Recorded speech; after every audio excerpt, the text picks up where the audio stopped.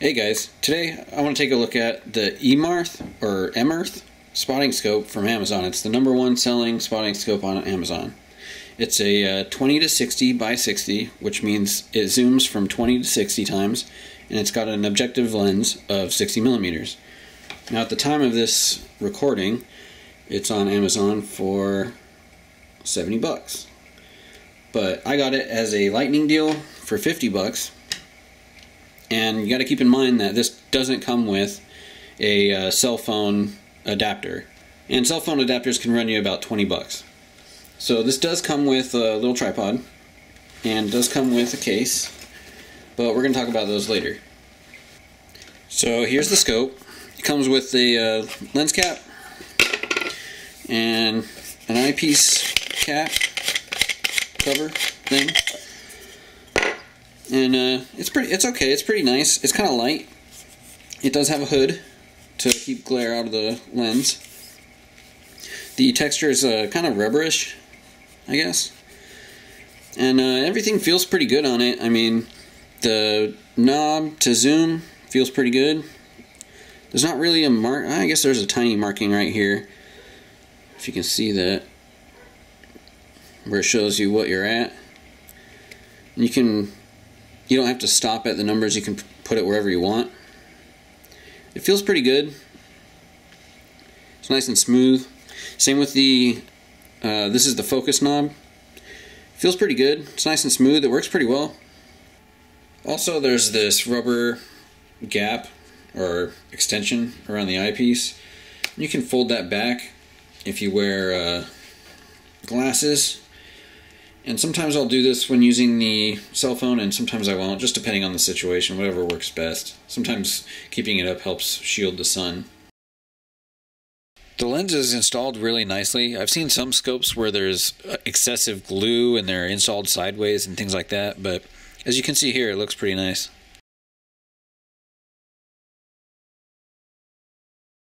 And I guess that's enough talking about it. Let's go outside and use the thing. So if you buy a phone adapter, what you do is you clamp it on, and then you slide the cover over until it's about in the center of the eyepiece.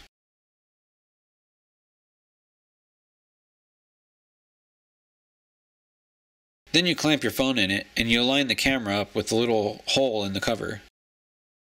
Then you mount it back onto the scope, and it's not going to be perfect at first. You have to fidget with it. But once you get a good image, then you need to zoom in on your cell phone to get rid of the outline.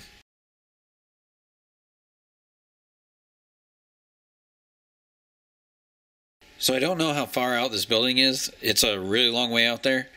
But this camcorder is zooming out to 20 times right now. And then when I zoom it all the way back to 0, it's actually a pretty good representation of how it looks in real life. Alright, so here's some video from the Pixel 3 mounted on the spotting scope. And you can see the black edges. And we got to zoom in to get rid of those. And this is at 20 times. And in just a few seconds I'll show you 60.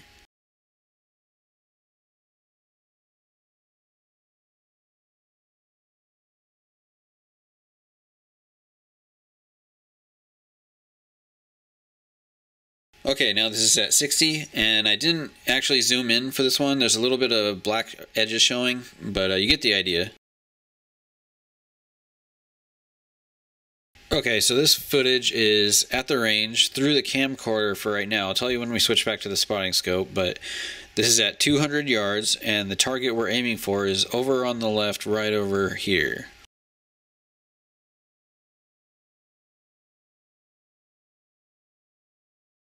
So here's some picture-in-picture video. The big picture is the camcorder, and the small picture of the target is through the spotting scope on my cell phone. And this is at 200 yards. It's at 60 times, and I believe that target is 12 inches across.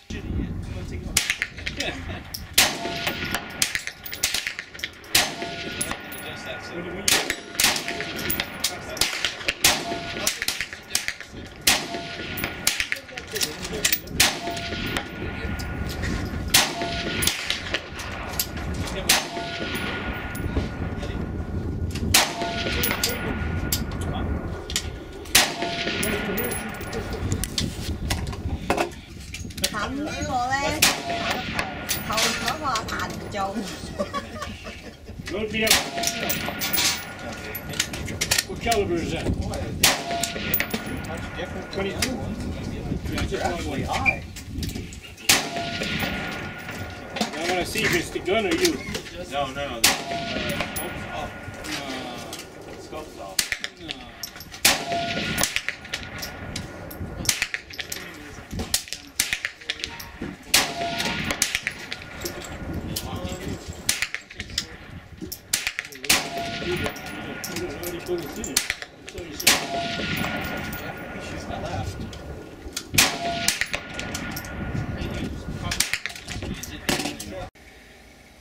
So as far as the tripod goes, it's built pretty cheap. I mean, there's a lot of plastic. This is plastic, this is plastic, this is plastic, plastic. I'm not sure. This kind of feels like metal here. The legs are like a really light aluminum or something. I mean, it gets the job done.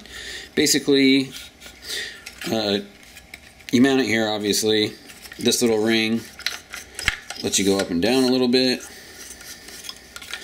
This knob here is for side to side.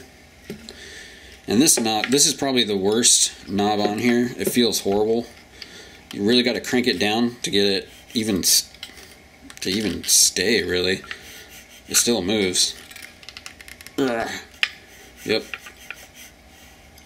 So, you got to tighten this one as well. But even then, you can still move it. The handle, it's like a camera tripod. You can untwist it and it goes up and down, and you twist it and it locks. It's okay.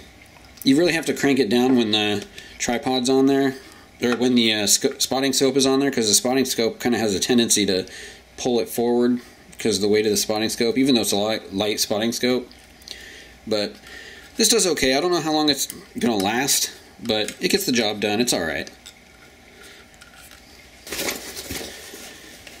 Here's the bag. It's just a really cheapo bag, kinda. It has a divider, so you can put the tripod on one side, fold this down, and then put the spotting scope in here. That's okay. You get some cleaning cloths, and you get a manual for some reason. And that's pretty much it. Cheap strap. This is a really cheap strap. This will probably break eventually. It's okay. It works alright. It's not great, but for a cheap spotting scope, can't complain. So yeah, it gets the job done pretty well for the price. A lot of people compare all the cheap spotting scopes on Amazon, myself included. I compared a lot of them for a while, just kind of looking around. And then I saw this on a Lightning deal, and that's kind of what sealed the deal. But the point is, they're probably all really similar. In fact, they probably all come from the same company out in China. So I don't see what a big difference you're going to get out of 20 or 50 bucks more. There's a lot of spotting scopes in this price range.